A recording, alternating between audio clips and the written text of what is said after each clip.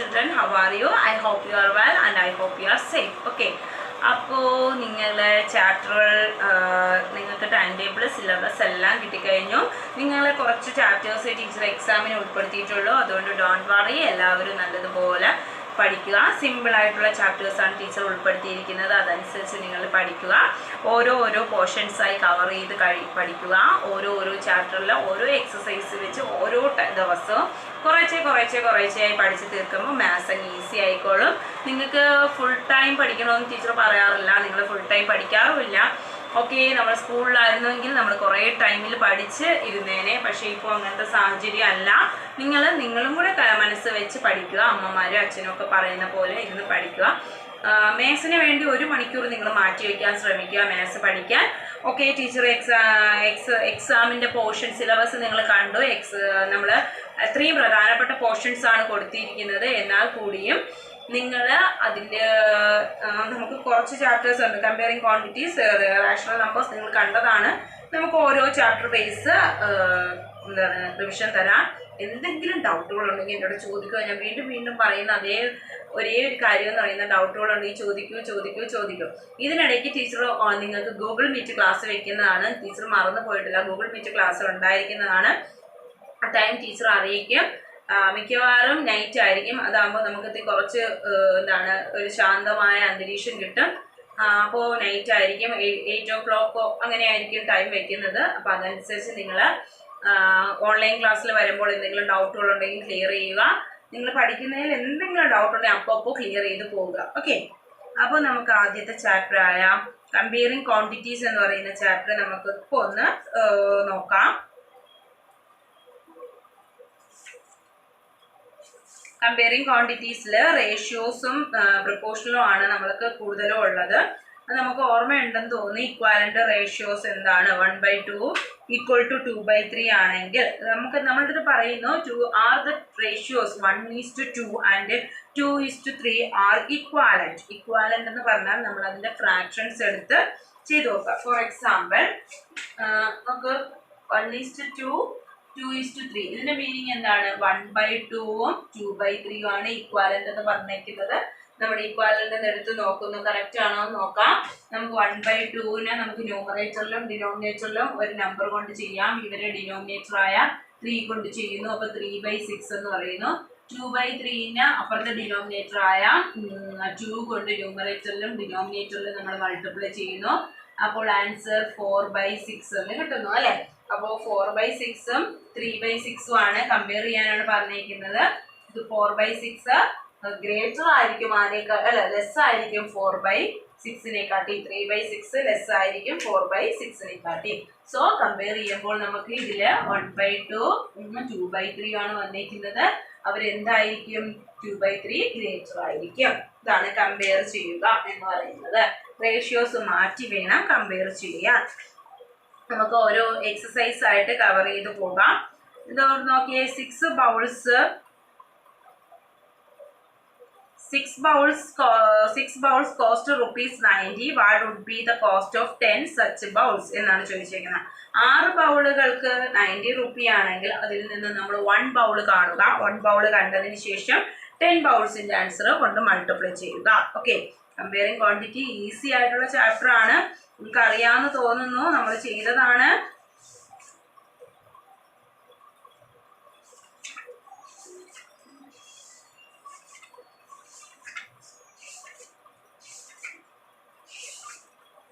Comparing quantities നിങ്ങൾക്ക് എനിക്ക് തോന്നുന്നു അതിൽ നിന്ന് അധികം ഞാൻ ടീച്ചർ ചോദിക്കത്തില്ല കേട്ടോ. നിങ്ങൾ അത് പേടിക്കണ്ട. കാര്യം എന്ന് വെച്ചാൽ നമ്മൾ കുറച്ച് നാളായി നമുക്ക് റാഷണൽ നമ്പേഴ്സ്, നിങ്ങൾ ഇമ്പോർട്ടൻറ്റ് ചാപ്റ്റേഴ്സ് ഇന്നത്തെ ക്ലാസ്സിൽ പറയാം. കമ്പയറിങ് ക്വാണ്ടിറ്റീസിൽ ചെറിയ ക്വസ്റ്റ്യൻസ് നോക്കി വെക്കുക. റാഷണൽ നമ്പേഴ്സ് നല്ലതുപോലെ നോക്കണം കേട്ടോ. അതിൽ നിന്ന് ഇഷ്ടമാതിരി ക്വസ്റ്റ്യൻസ് വരാൻ സാധ്യതയുണ്ട്. റാഷണൽ നമ്പേഴ്സ് ഇമ്പോർട്ടൻ്റ് ആണ്.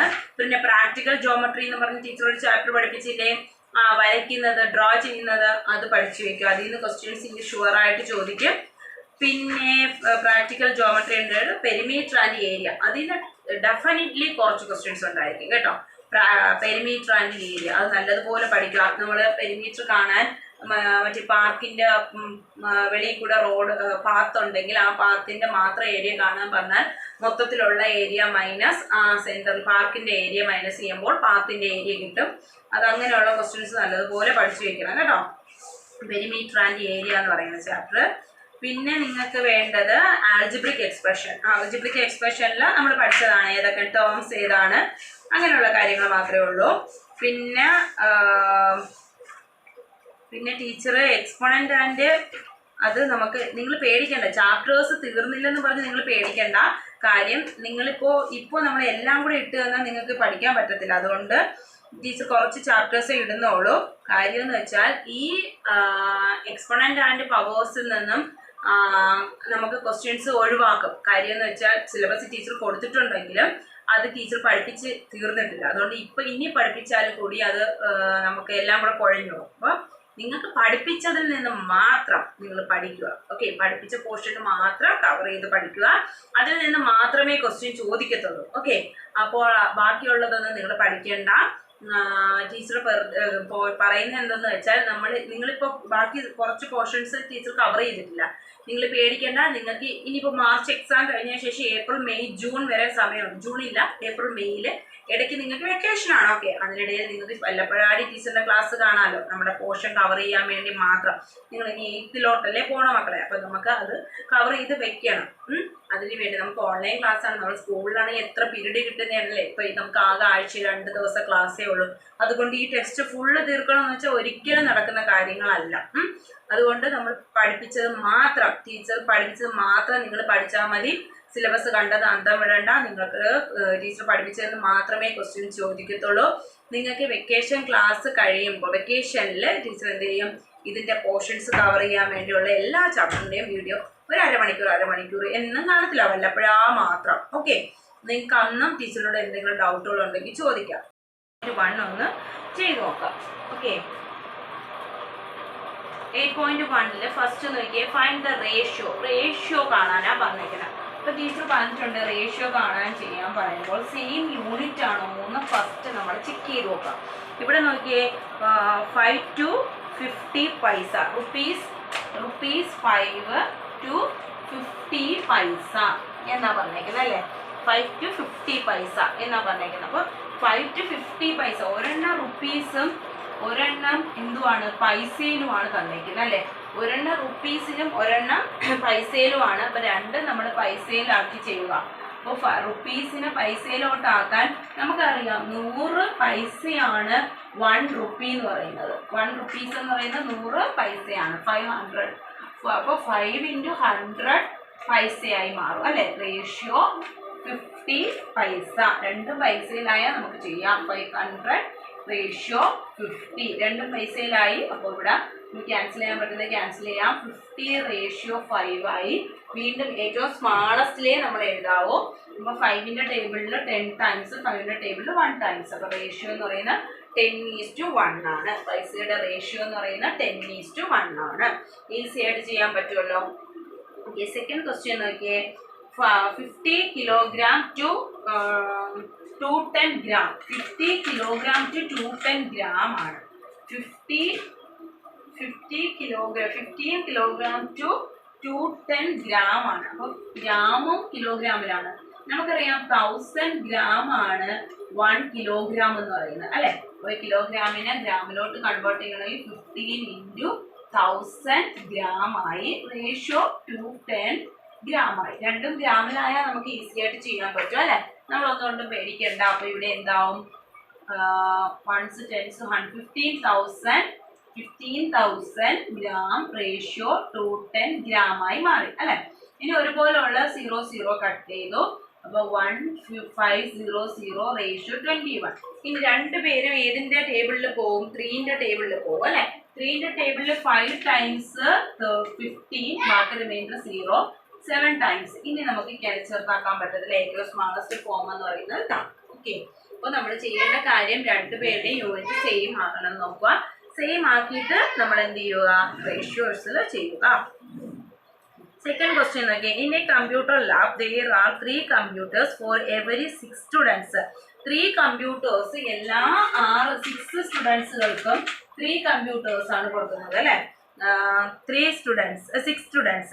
How many computers will need for 24 students? അങ്ങനെയാണെങ്കിൽ 24 സ്റ്റുഡൻസിന് എത്ര കമ്പ്യൂട്ടർ ആവശ്യമായി വരും എന്നാണ് ചോദിച്ചിരിക്കുന്നത്. അപ്പോൾ നമുക്ക് 2 മെത്തേഡിൽ ചെയ്യാമെന്ന് ടീച്ചർ പറഞ്ഞു തന്നു. ഏറ്റവും ഈസി ആയിട്ടുള്ള മെത്തേഡ് ടീച്ചർ പറയാം. 2 മെത്തേഡിൽ നിങ്ങൾക്ക് ഏറ്റവും ഈസി ആയിട്ടുള്ളത് നിങ്ങൾക്ക് ഉപയോഗിക്കാം. ഓക്കെ, അപ്പോൾ ആദ്യം 6 സ്റ്റുഡൻസിന് 3 കമ്പ്യൂട്ടേഴ്സ് ആണ്. അങ്ങനെയാണെങ്കിൽ ഒരു സ്റ്റുഡൻറ്റിന് എത്ര എന്ന് നോക്കാം. അപ്പോൾ നമുക്ക് എത്രയെന്ന് കിട്ടുമെന്ന് വെച്ചാൽ അതിൻ്റെ അതേ ഫ്രാക്ഷൻ കൊണ്ട് മറ്റൊന്നിനെ മൾട്ടിപ്ലൈ ചെയ്യുമ്പോൾ നമുക്ക് ചെയ്യാൻ പറ്റും. ഇപ്പം 3 സ്റ്റുഡൻസിന് അല്ല, അങ്ങനെയല്ല, 6 സ്റ്റുഡൻസിന് 3 കമ്പ്യൂട്ടേഴ്സ് അല്ലേ.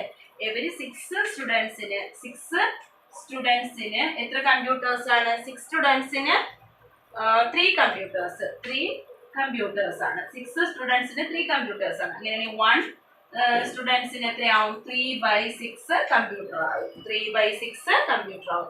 6 സ്റ്റുഡൻസിന് 3 കമ്പ്യൂട്ടർ ആണെങ്കിൽ 1 സ്റ്റുഡൻറ്റിന് 3/6 കമ്പ്യൂട്ടറായി മാറി. അങ്ങനെയാണെങ്കിൽ 24 സ്റ്റുഡൻസിന് എത്രയാണെന്നാ ചോദിച്ചിരിക്കുന്നത്. അപ്പോൾ എന്ത് ചെയ്യുക? 24 സ്റ്റുഡൻസിനെ കാണാൻ നിങ്ങൾ എന്ത് ചെയ്താൽ മതി? 24 × 3/6 ചെയ്താൽ മതി. അപ്പോൾ എന്ത് ചെയ്യുക? നമുക്ക് 3/6നെ 24 കൊണ്ട് എന്ത് ചെയ്യുക? ഡിവൈഡ് ചെയ്ത് ആൻസർ കണ്ടുപിടിക്കാം. ഏത് മെത്തേഡ് വേണമെങ്കിലും നിങ്ങൾക്ക് ഉപയോഗിക്കാം. ഒന്നുകിൽ 6ന്റെ ടേബിൾ പറഞ്ഞു നോക്കി 24 വരുമെന്ന് നോക്കാം. 1 × 6 6, 2 × 6 12, 3 × 6 18, 4 × 6 24. ഓക്കെ, അപ്പോൾ 24 എത്ര? 4 ടൈംസ്. അപ്പോൾ 4 × 3 12 കമ്പ്യൂട്ടേഴ്സ്. എത്ര കമ്പ്യൂട്ടേഴ്സ് ആണ്? 12 കമ്പ്യൂട്ടേഴ്സ് എന്ന് കിട്ടും. ഇത് ഒരു മെത്തേഡ്. അല്ലാന്നുണ്ടെങ്കിൽ നിങ്ങൾ ചെയ്യുക 3 കമ്പ്യൂട്ടേഴ്സ് എത്ര കുട്ടികൾക്ക്? 6 സ്റ്റുഡൻസിന്. അങ്ങനെയാണെങ്കിൽ x കുട്ടികൾക്ക് അല്ല 6 സ്റ്റുഡൻസിന് 3 കമ്പ്യൂട്ടേഴ്സ്. അങ്ങനെയാണെങ്കിൽ 24 സ്റ്റുഡൻസിന് എത്ര കമ്പ്യൂട്ടേഴ്സ്? അപ്പോൾ കമ്പ്യൂട്ടർ എത്രയാണെന്ന് നമുക്ക് അറിയത്തില്ല, അത് നമ്മൾ x ആയിട്ട് കൊടുക്കുന്നു. ദെൻ നമ്മൾ എന്താണ് റേഷ്യോ മാറ്റാൻ 3/x = 6/24 എന്ന് ചെയ്യുന്നു. ഇത് ഓറിട്ടാണ്. ഏത് രണ്ടിൽ ഏതാണോ നിങ്ങൾക്ക് ഈസി ആയിട്ട് തോന്നാം ആ മെത്തേഡ് നിങ്ങൾക്ക് ഫോളോ ചെയ്യാം. ഇതിന് നമുക്ക് 3/x = 1/4 എന്ന് കിട്ടുന്നു. എക്സിനെ അപ്പുറത്ത് കൊണ്ടുപോകുന്നു, 4നെ അപ്പുറത്ത് കൊണ്ടുപോകും. അപ്പോൾ 3 × 4 ആയി മാറും, = 12 ആയി മാറും. ഓക്കെ, അപ്പോൾ എക്സ് എന്ന് പറയുന്നത് 12 കമ്പ്യൂട്ടേഴ്സ് ആണ് 24 സ്റ്റുഡൻസിന് കിട്ടുന്നത്. ക്ലിയർ ആയോ? ഇതൊരു മെത്തേഡ്. ഏത് മെത്തേഡ് വേണമെങ്കിലും നിങ്ങൾക്ക് ചെയ്യാം. അതെന്ന് ടീച്ചർ പറഞ്ഞു തന്നതാണ്. അടുത്ത നോക്കിയ പോപ്പുലേഷൻ ഓഫ് രാജസ്ഥാൻ തന്നിട്ടുണ്ട് അല്ലേ. അതേപോലെ and population of UP and area of രാജസ്ഥാനും തന്നിട്ടുണ്ട്. അങ്ങനെയാണെങ്കിൽ ഏരിയ ഓഫ് UP കണ്ടുപിടിക്കണം. ഇപ്പം ചെയ്ത പോലെ എക്സിറ്റ് വേണമെങ്കിൽ ചെയ്യാം, അല്ലെങ്കിൽ ഡിവൈഡ് ചെയ്തും ചെയ്യാം. അത് നിങ്ങളുടെ ഇഷ്ടം പോലെ ചെയ്യുക. ദെൻ അടുത്ത 8.1 കംപ്ലീറ്റ് ആയി കഴിഞ്ഞു അല്ലേ. 8.1 കുറച്ച് ക്വസ്റ്റ്യൻസേ ഉള്ളൂ, അത് കഴിഞ്ഞു. ഇനി പെർസെൻറ്റേജും അനദർ അതാണ്. അതിൽ നമുക്ക് എക്സസൈസ് നോക്കാം. ഇതാണ് 8.1 മിനിറ്റ്. ടീച്ചർ നേരത്തോട്ടെ 8.2 എടുത്തോട്ടെ.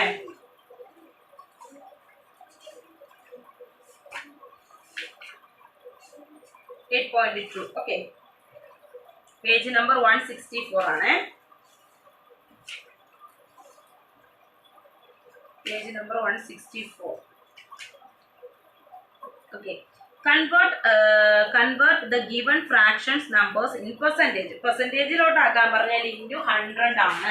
പെർസെൻറ്റേജിലോട്ടാക്കാൻ പറഞ്ഞാൽ ഇൻറ്റു 100 ആണ് അല്ലേ.